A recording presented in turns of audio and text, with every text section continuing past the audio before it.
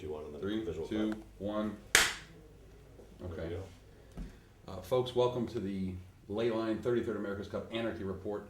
We've been privileged to sit in here with Harold Bennett, who is super well reputed. No one in the world has a bad thing to say about him that we can find. Well, they may say bad things, but they say ultimately extremely fair man and doesn't really roll with the bullshit. He just says what he thinks, and obviously the PRO for the 33rd Cup. Thanks for joining us, Harold. I really appreciate it. It's my pleasure.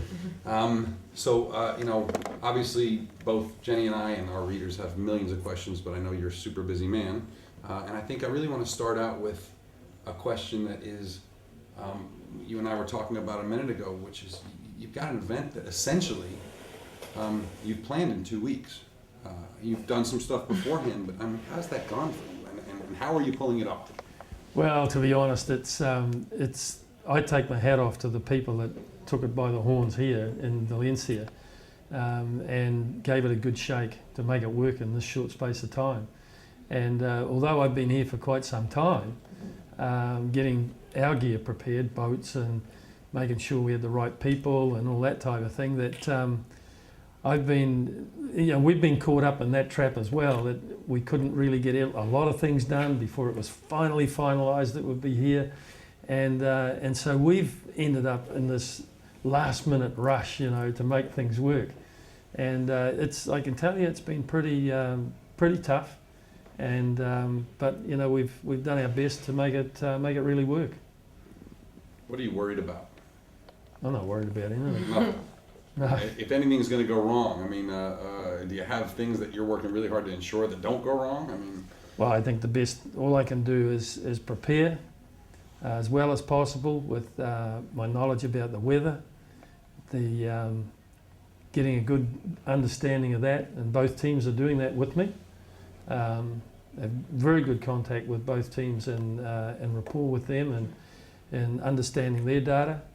And of course, once we're on the race course, I have our own data as well to figure out what we're doing. But for me, it's just the preparation, and I'm hoping that we have actually done enough to cope with any of the issues that might arise when we get out on the water. So I'm pretty sure we're ready. We're ready to go.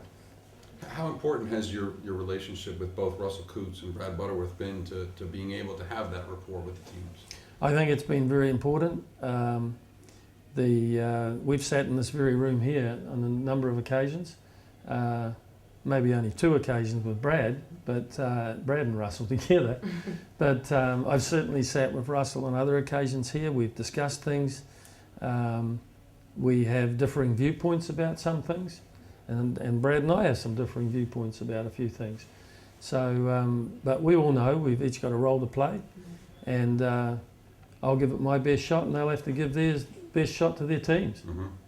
Russell spoke about you the other day in a press conference. He said that you were very fair, that he specifically referred to the 2000 Cup where you started a race in 20 knots and New Zealand broke down, and 2 days later you started another race in 20 knots and they broke down again. How do you feel that this Cup and this race committee is going to go, and do you think you can continue to have a fair and unbiased race out there? Yeah, I think so. With the wave and wind limits taken away out of the equation now, that decision is left fairly and squarely back on the race committee and myself. Right. And so on any given day when that begins to develop, we've just got to look at it very carefully.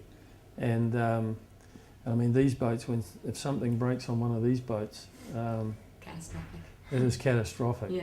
And although we've never seen that, we just don't want to see that. Yeah. But no, it's just, you can't actually make a hard and fast rule about we will do this or we will do that, because every circumstance is a little bit different. And so it's really a decision you make right there at the time. And you're taking into consideration essentially that these boats are very different than monohulls. Is that sort of a part of that? Well, yeah, it does, because when you see, and to be honest, we haven't seen much of them sailing. I've they go by too fast? Well, no, not that. We just haven't had them out there. I mean, I've had a Lingy come and do some practice race with us. They've started, I think, maybe 3 or 4 practice races. They finished one with us. So they've done a number of starts. Mhm. So you get an idea of what the boats look like, or a boat looks like in the start area. We haven't had Oracle come with us at all. So tomorrow is going to be the first time we'll see Oracle. Okay. I mean, I've seen it from a distance, Yeah. but not right up close. I have no idea what it looks like travelling. But I think when we're trying to work those sort of things out around the start, you're looking at how comfortable are the boats, and there's a lot of little factors you take into consideration, and you go, well, okay, this doesn't look right, so Yeah. you have to pull the plug. The biggest controversy over the past week was this concept of the committee of, is it 4 of you, making the actual call by sort of vote, I think, of whether or not there's a race. Yes, no, I think that has been misreported. So, well, explain. There is a committee, there's no doubt about that. There is always a committee. Right. And a race committee is a group of people who will discuss whatever the situation is, and they would recommend that maybe a certain action should be taken. It's my responsibility to take whatever action that I think is necessary. So there's no doubt, yes, the committee does confer. No question about that. Yeah. And that will happen from time to time. And obviously in a time of when you get to extreme situations, yes, that will be discussed. Yeah. But it's not a committee decision. It's not the way it Buck is. stops with you. Ultimately, Absolutely. PR. Absolutely. Well, you know what? That's comforting, because a lot of Yeah. people obviously are worried that Société de Genève wants lighter wind, and that they're worried that would come into play and create an unfair race. And I think people don't have that. I think people in general know that you're not going to start it based on any kind of bias on whose club is what, you know. Well, I'll be honest with you. I have no idea what the performance of these boats are related to one another. Okay. We haven't even seen them together. And there's a lot of speculation of what might be best and what, this one could be better in this condition, that and the other. Maybe that's right, but I don't know. We haven't seen them. And so to me, it's 2 boats having a race, and we'll see who tomorrow. We'll probably know in the first 10 minutes which one looks good. Yeah. How do you, to you it's just a race. How do you keep them? Obviously the whole world is watching. The pressure, to almost anyone, the pressure would be cranked up to 100. How is it just a race to you? How do you shrug off the pressure? Well, if I adopted any other attitude than that, you'd get wound up into that pressure of things as well, and that's when you start to make mistakes. And from my point of view, for me, it's just, as I say, it's another race. I just try and chill out as best I can, and take in all the information I can, and just relax on it, and go out there on the day and take what the guy's given us, and that's it. We get on with it, and go from there. A couple more questions. How does the length of the race course affect you guys?